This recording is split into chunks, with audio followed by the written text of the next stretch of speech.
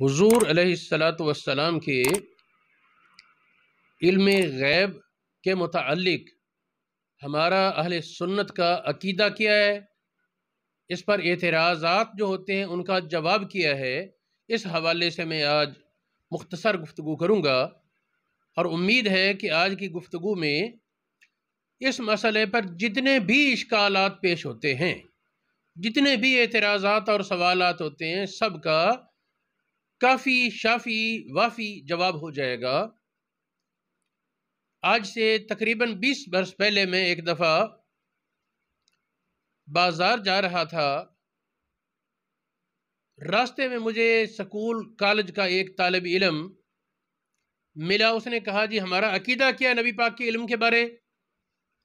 میں نے بتایا ہمارا عقیدہ یہ ہے کہ اللہ رب العالمین نے نبی کریم علیہ الصلاۃ والسلام کو اس وقت تک دنیا سے فوت نہیں فرمایا جب تک کہ ابتدائے خلق سے لے کر قیامت تک کا علم تمام کا تمام نبی پاک کو عطا نہیں کر دیا۔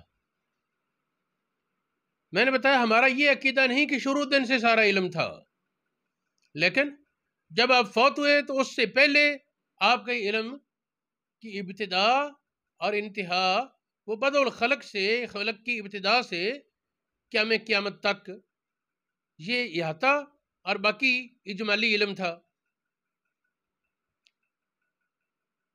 دوسری بات اس نے یہ کی، اس پر ایک سوال ہے جی، اور وہ سوال قابل غور ہے۔ اس نے سوال یہ پیش کیا کہ اگر نبی پاک صلی اللہ علیہ وآلہ وسلم سب کچھ جانتے تھے تو جانتے بوجھتے زہر والی چیز کھانا یہ تو حرام موت کا راستہ ہے اور ناجائز ہے شریعت میں۔ تو حضور علیہ الصلوۃ والسلام نے خیبر کے مقام پر وہ بکری جو کھائی جس کے گوشت میں سے دستی کا گوشت تھا، اس سے پھر نبی پاک کو اطلاع ہوئی یہ زہر آلود ہے۔ وہ آپ نے نبی پاک نے منہ میں چبایا تو ہے نا۔ ایک صحابی کی موت بھی اس موقع پر واقع ہوئی، اس چبانے کے اثر سے نبی پاک کے دانتوں کے ذریعے جسم میں زہر سرایت کر گیا۔ حضور علیہ الصلوۃ والسلام کو اس کی کوفت تکلیف ہوتی، اور جب آپ کی وفات کا وقت تھا تو نبی پاک نے فرمایا اے عائشہ خیبر میں جو میں نے کھایا تھا اس کا اثر تکلیف مجھے ہوتی رہی، اور اب میں اپنی شاہراہ کا کٹنا اس سے محسوس کر رہا ہوں۔ یہ صحیح حدیث ہے۔ تو زہر کا اثر تو ہوا، اب اگر علم تھا تو کیوں کھایا؟ یہ ایک سوال تھا اس کا۔ میں نے اسے یہ بتایا، میں نے کہا کہ 5 باتیں ہیں۔ ایک تو یہ کہ زہر کھانے میں علم ہو اور اس کی تاثیر روک دی کہ اس وقت تک اثر نہ کرے جب تک میری موت کا وقت نہ آئے، اور جو کچھ اثر ہوتا رہا وہ ثواب کے لیے روکا نہیں۔ ایک پہلو یہ ہے۔ حضرت خالد بن ولید کا واقعہ ذہنوں میں ہونا چاہیے۔ جب انگریزوں کے خلاف جنگ کے دوران کوئی پادری آیا، راہب آیا، اس نے کہا جی ہٹ جاؤ یہاں سے، محاصرہ اٹھا لو، تمہاری شریعت میں انسان کا قتل حرام ہے، میرے پاس یہ زہر ہے، اگر تم نہیں ہٹتے تو میں یہ زہر پھکا مار لوں گا، کھا لوں گا۔ خالد نے کہا کہ اللہ رب العالمین کی اذن کے بغیر کوئی بھی چیز انسان کو موت سے ہمکنار نہیں کر سکتی، کوئی زہر ہو یا اس سے زیادہ خطرناک چیز۔ ساتھ کا لا، اس کی زہر پکڑی اور بسم اللہ الذی لا یضر مع اسمہ شیء فی الارض ولا فی السماء پڑھ کر پھکا مار لیا۔ راہب پریشان ہو گیا، لیکن دیکھ کر اسلام کی حقانیت ماننے پر مجبور ہو گیا کہ ان کو تو کچھ بھی نہیں ہوا زہر کا اثر۔ اب یہاں تو خالد جانتے تھے نا کہ یہ زہر ہے، اور اسلام کی حقانیت ثابت کرنے کے لیے خالد نے وہ پھکا مارا، اپنے کرامت کا اظہار کرنا تھا۔ یہاں یہ تفسیر کبیر میں امام فخر الدین رازی نے بھی یہ لکھا، اور بھی کئی حضرات نے حضرت خالد والا واقعہ لکھا ہے۔ بات میں یہ کر رہا ہوں کہ نبی پاک علیہ السلام کو اگر علم ہو، اس کے باوجود آپ نے وہ تناول فرمایا، تو ایک پہلو یہ بھی ہے۔ دوسرا اس کا واضح تر پہلو یہ ہے کہ نبی پاک کا علم وہ اللہ پاک کے قبضہ قدرت اور اختیار میں ہوتا ہے۔ جاننے کے باوجود جب اللہ پاک چاہے کسی حکمت سے تو آپ کی توجہ اس طرف سے پھیر دیتا ہے، توجہ سے وہ بات نکل جاتی ہے۔ ہمہ وقت ہر چیز کی طرف پوری توجہ، یہ ہم نبی پاک کے لیے دعویٰ نہیں کرتے۔ نبی پاک کو توجہ ہوتی ہے اکثر امور کی طرف، جس طرف توجہ کرتی ہے وہ چیزیں کھلتی چلی جاتی ہیں، لیکن کسی طرف توجہ نہ ہو یہ بھی ہو سکتا ہے۔ پھر ایک یہ بات کہ بعض اوقات یہ ہوتا ہے کہ نبی کریم علیہ السلام سب جاننے کے باوجود اللہ رب العالمین کی تقدیر کی موافقت کے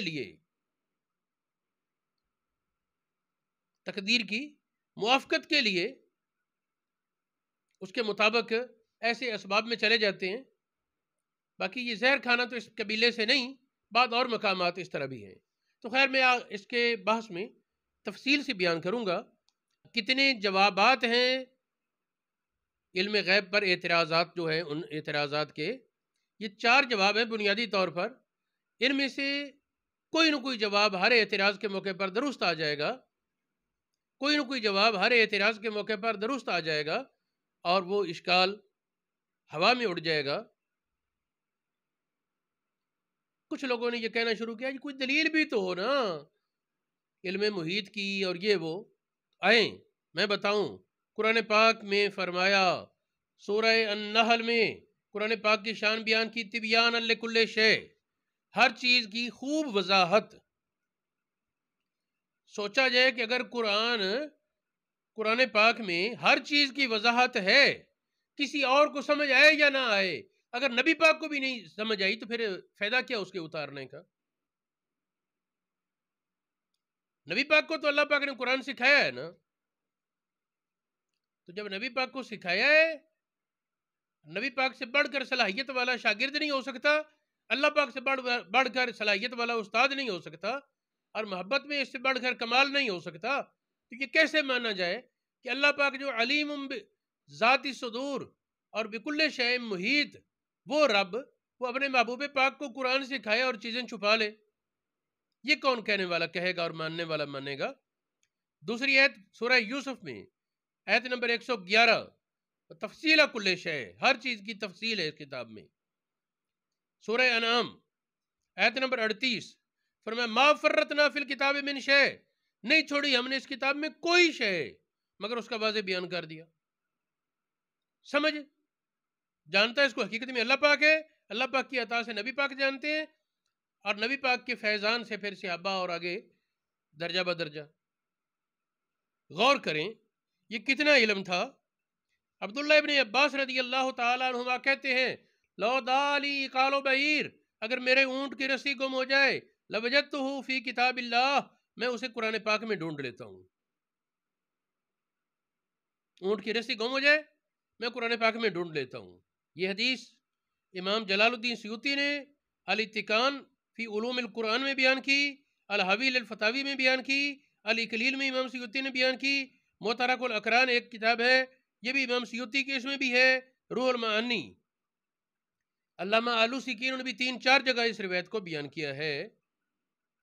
حضرت علی مرتضیٰ کرم اللہ وجہ الکریم غور کریں، آپ فرماتے ہیں اگر مجھے وقت مل جائے تو کیا کروں، لاؤ کارتو من تفسیر الفاتحہ سبعین بعیرا، میں سورہ فاتحہ کی تفسیر سے اتنے کاغذ بھروا دوں، اتنے کاغذ لکھوا دوں کہ 70 اونٹ اس کا بھار اٹھائیں۔ اب ایک اونٹ کتنا بوجھ اٹھائے گا؟ منوں کے حساب سے اٹھاتا ہے ایک اونٹ، اپنے وزن سے زیادہ بوجھ اونٹ اٹھا لیتا ہے،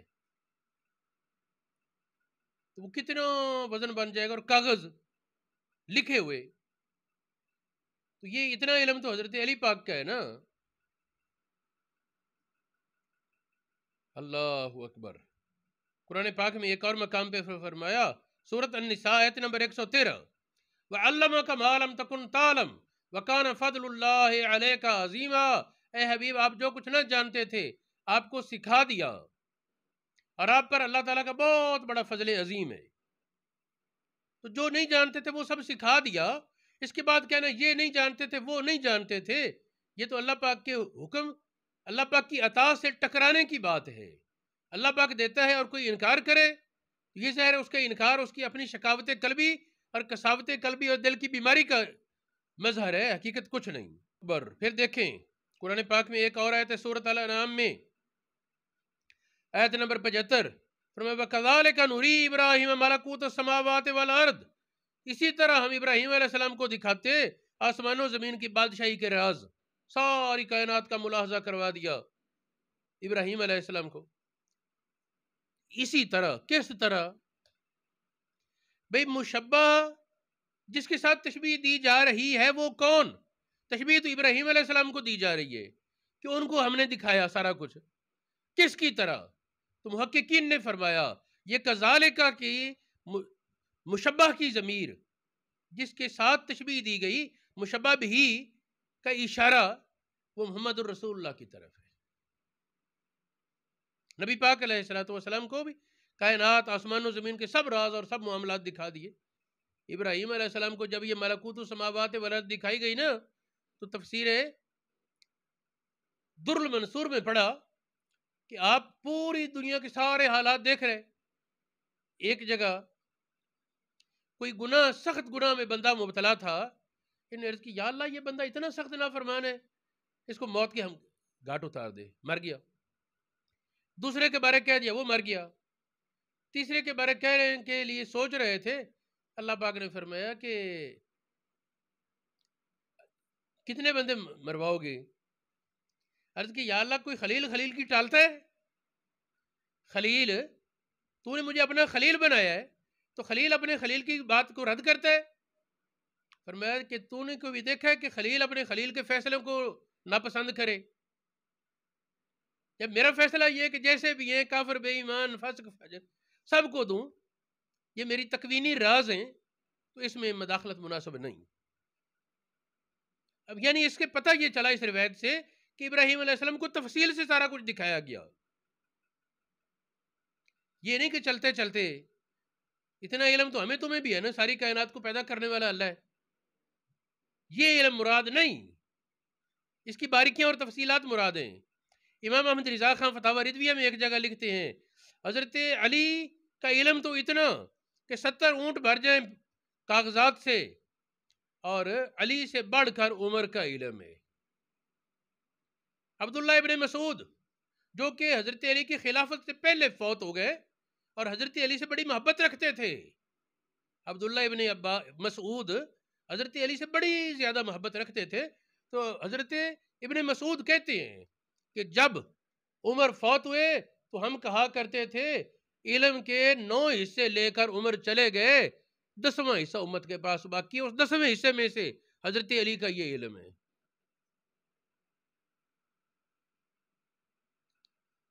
تو یہ کیا کیا تھا یہ اللہ پاک راز جانے.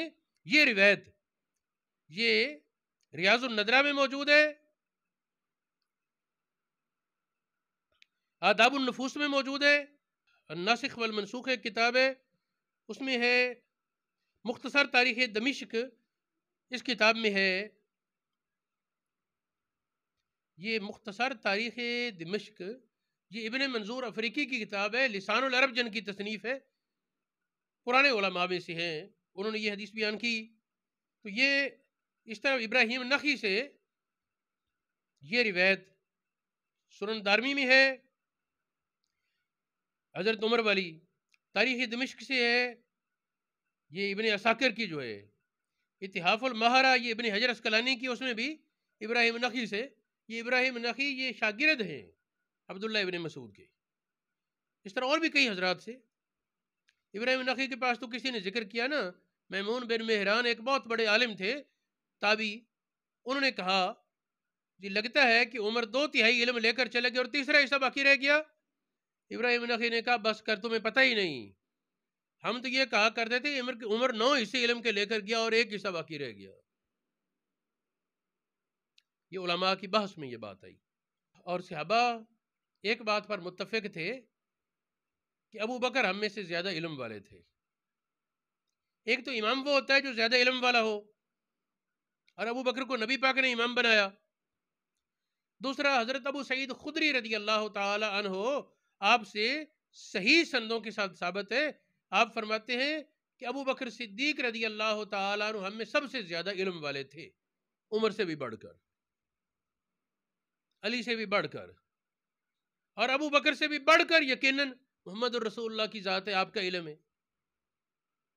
حضرت ابو بکر صدیق کے بارے یہ کہنا کہ آپ سب سے زیادہ علم والے تھے، یہ بخاری شریف میں 3 مقامات پر ہے۔ بخاری شریف میں،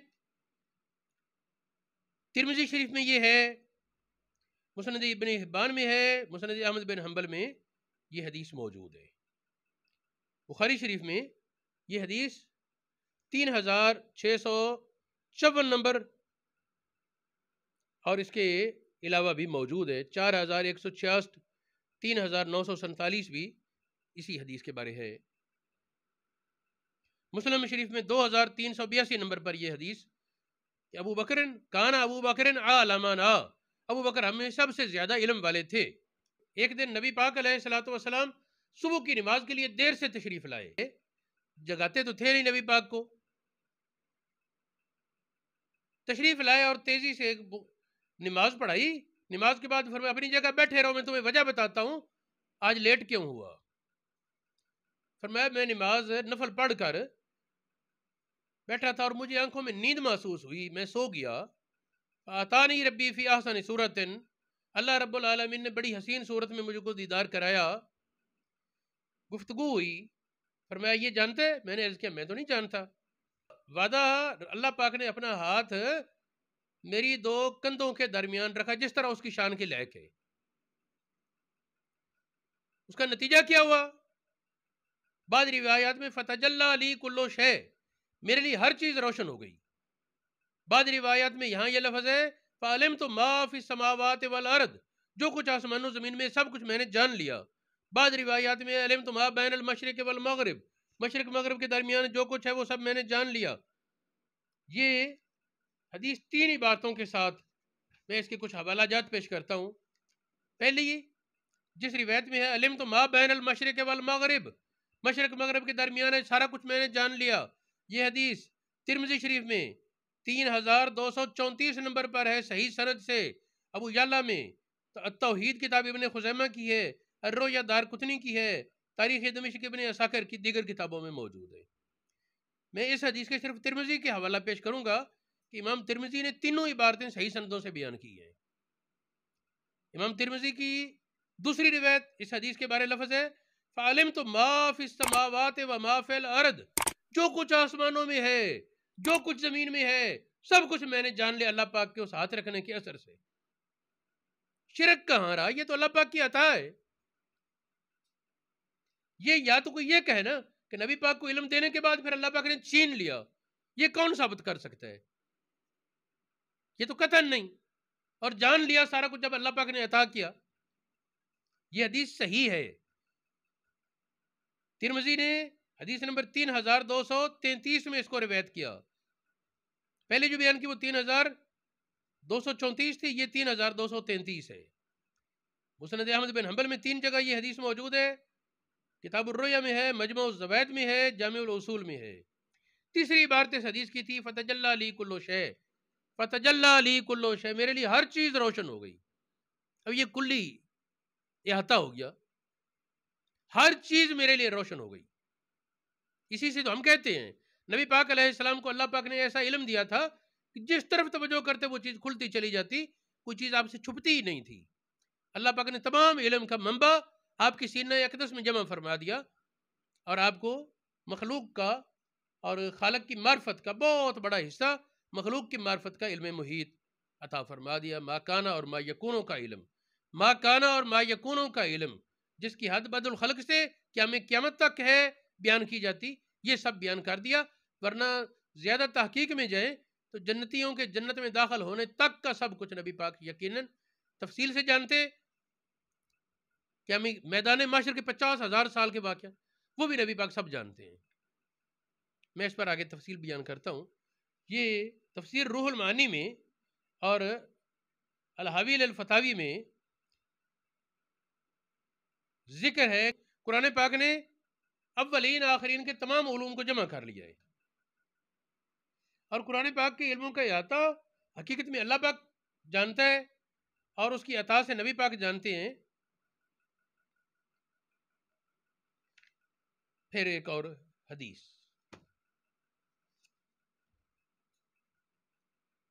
حضرت یہ 6 صحابہ سے میں اب حدیث بیان کرنے لگا ہوں، 6 صحابہ سے مانن متواتر بن جاتی ہے کہ نبی پاک علیہ السلام نے ایک دن میں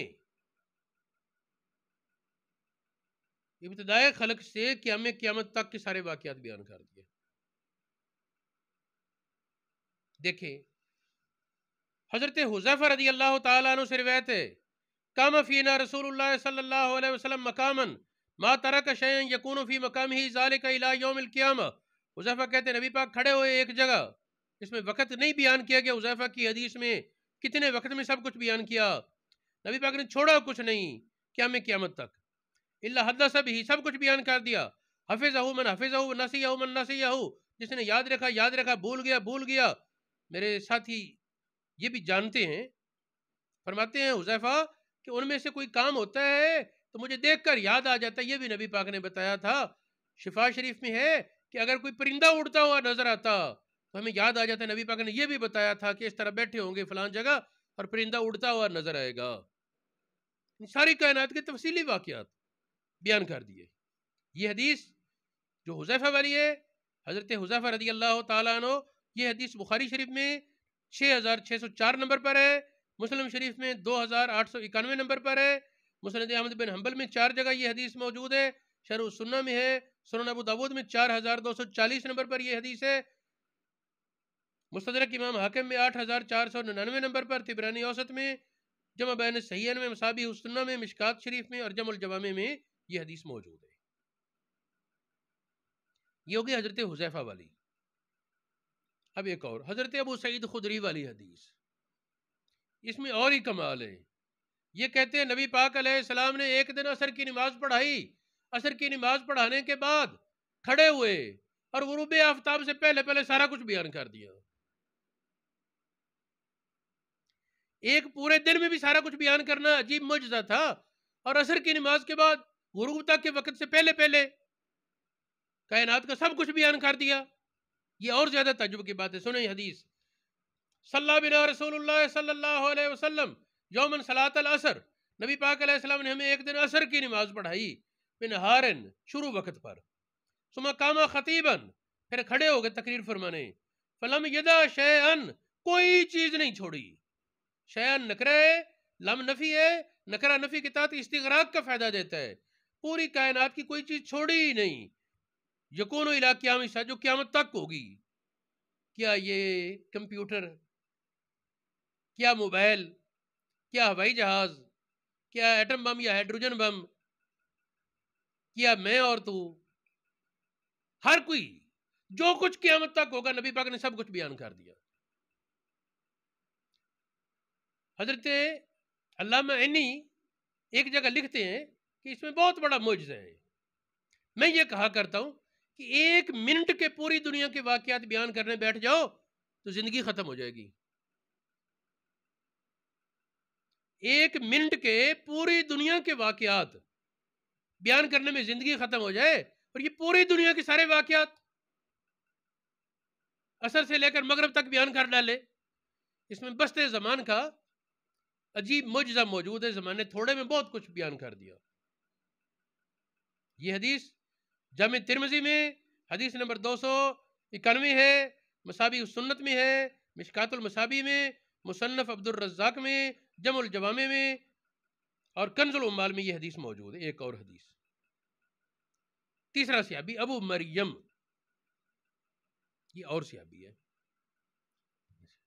یہ کہتے ہم سفر میں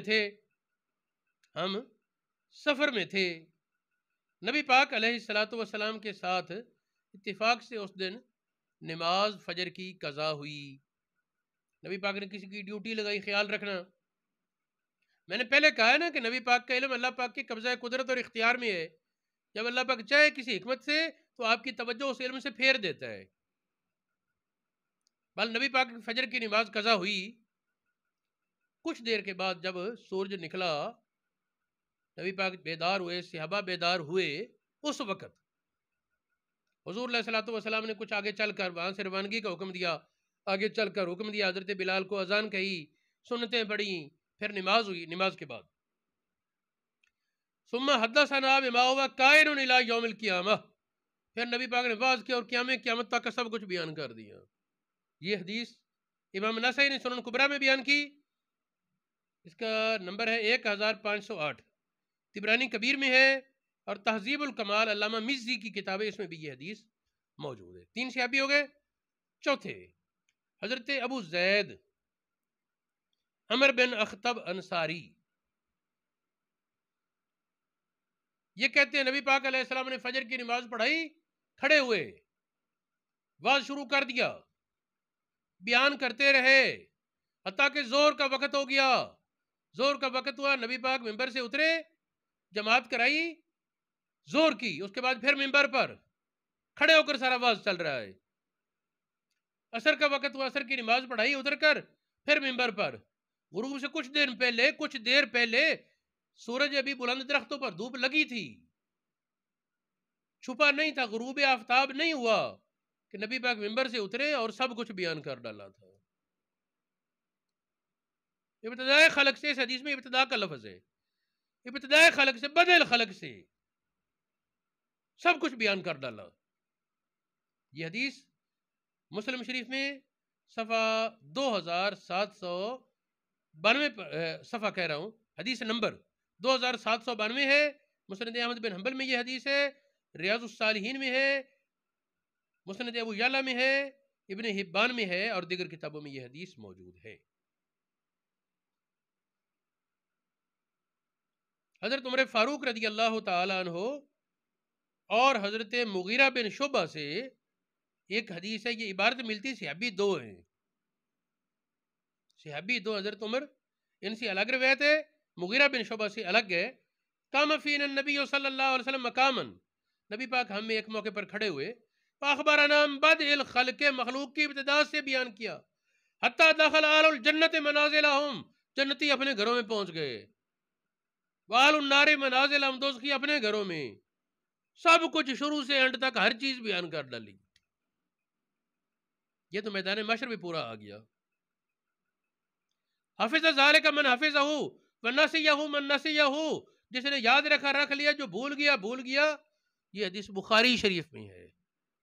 کئی لوگ کہتے ہیں بخاری تو یہ بخاری شریف ہے، 3192 نمبر اس کی حدیث ہے، شرح السنہ میں ہے، مصابیح السنت میں ہے، مشکات المصابیح میں ہے۔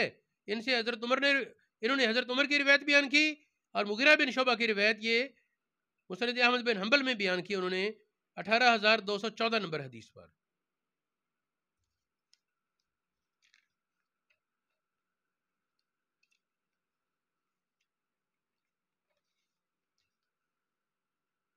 اب قابل غور بات، آخری اور بات ختم کروں اس موضوع کو، حضور علیہ الصلوۃ والسلام کے علم پر جتنے اعتراضات آتے ہیں، اس کے 4 جواب ہیں، ان میں سے کوئی نہ کوئی جواب ہر جگہ درست آئے گا۔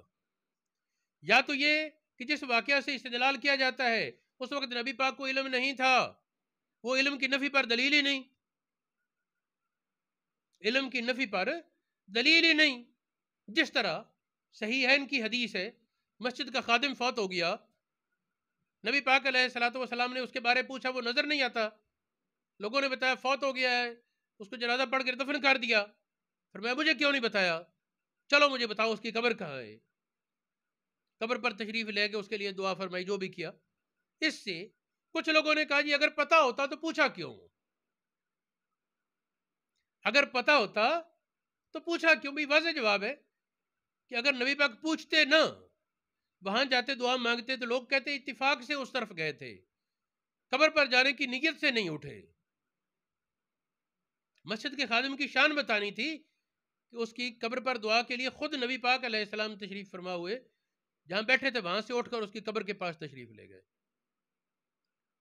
یہاں پوچھنا جہالت کی دلیل نہیں بھی، اگر ہر پوچھنے کو جہالت کہو گے تو موسیٰ علیہ السلام سے بھی تو اللہ پاک نے فرمایا تھا ما تلک بیمینک یا موسیٰ، موسیٰ تیرے ہاتھ میں کیا ہے؟ اب یہ پوچھنا کوئی جہالت کی دلیل تو نہیں نہ کہے. اگر کوئی یہ کہے کہ جہالت کی دلیل، وہ خود جاہل ہے. اللہ پاک تو جانتا ہے نا. پوچھا، اس میں مصلحت تھی، مانوس کرنا تھا وہاں موسیٰ علیہ السلام کو. تو پہلی بات یہ ہوئی کہ پوچھنا بسا اوقات جہالت کی دلیل ہی نہیں ہوتا، بلکہ وہ کسی مصلحت کا اظہار ہوتا ہے، کسی مصلحت کے لیے. جس طرح اس حدیث میں مسجد کے خادم کی شان بیان کرنا تھی. دوسرا اس کا کئی سوالات کا جواب ایک اور ہے، وہ یہ کہ نبی پاک کے لیے یہ ما کانا اور ما یکونوں کا علم محیط شروع سے ہم نہیں کہتے، بلکہ یہ تو اللہ پاک نے جب خاص ہاتھ رکھا اور علامہ کا معلم تکن تعلم کا پیغام دیا تو اس کے بعد ہے نا کہ سب کچھ جانتے. تو جو واقعہ کسی کے سامنے آئے، ممکن ہے وہ واقعہ پہلے کا ہو، اس وقت تک نبی پاک کو علم محیط نہ دیا گیا ہو. ایک امکان یہ بھی تو ہے نا. تیسرا امکان یہ ہے، نبی کریم علیہ الصلوۃ والسلام کا علم اللہ پاک کے قبضہ قدرت میں ہے. یاد رہے نبی کے علم میں نسیان نہیں، ذہول ہے. بے توجہی ہو گئی، توجہ نہ رہی اللہ پاک کی حکمت سے. یہ یقیناً ممکن ہے اور اس کی کئی بہت سے دلائل اس پر موجود ہیں. ایک یہ بات ذہن میں رہے کہ ہمارے اسلاف نے جو لفظ بیان کیا علم محیط کا، ما کانا اور ما یکون کا، اس سے مراد ہے خلق، بدء خلق سے جنتیوں کے جنت میں جانے، دوزخیوں کے دوزخ میں پہنچنے تک. لیکن اصل یہ ہے کہ قیامت تک کا علم، اس پر تو اتفاق ہے. میدان محشر کی کچھ چیزیں ایسی ہیں جن کے بارے میں ماننا پڑے گا کہ وہ علم نبی پاک کو پہلے نہیں دیا گیا، بعد میں شاید دے دیا گیا، زندگی میں ہی یا قیامت میں. جس طرح وہ حدیث آتی ہے شفاعت والی، جس میں نبی پاک علیہ الصلوۃ والسلام ارشاد فرماتے ہیں کہ میں اللہ رب العالمین کی حمد ایسے کلمات سے کروں گا کہ اس وقت مجھے مستحضر نہیں، اس وقت مجھے اللہ پاک الہام کرے گا. اس سے کچھ تخصیص بھی سمجھ آ سکتی ہے، خاص علم. اگر دیانتداری سے ان چار جوابوں پر غور کیا جائے تو ہر اعتراض کا جواب ان چاروں میں سے کسی نہ کسی ایک جواب میں موجود ہے. اور جتنی حدیثیں میں نے پیش کی، جو آیات پیش کی، اس سب کی انکار کے بجائے سب کو مانا جائے، اور جو اعتراض ہو اس کی یہ تعویل موجود ہے واضح.